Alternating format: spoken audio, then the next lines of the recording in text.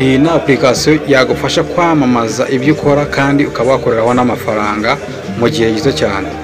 Uhita ugenda kwinjira muri Play Store nk'uko nagezemo, wamara kwinjira Play Store ukandikamo Chill. Chill ni ca na ha na ebyiri, ugakurikizaho ra ndende na ebyiri, ubwo umaze kwandika Chill. Iyo umaze kwemeza iryo jambo bahita bakwereka hasi ko application Chill yabonetse, ugakandaho. Iyo umaze gukandaho, yuri mushyashya utarafungura application, bakuzanira gukanda kuri install.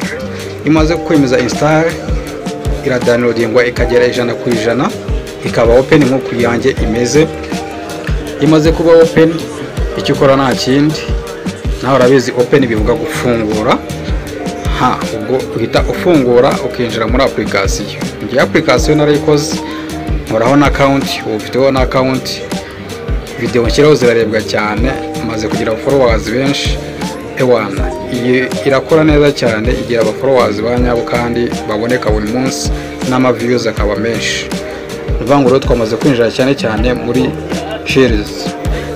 Iyi ngiyi irakora umuti cyane, kandi uko wabonye aba followers ni nako nyine bakamamazaho ibintu bikamenywa na bose.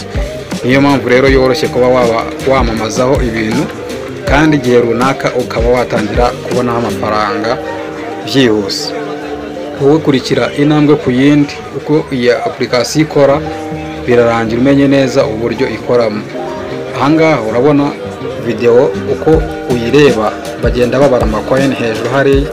Urabona uruhande rwo hejuru bakwereka ko hari amadolari, hari handitse glass needs, ibirahure bikenewe.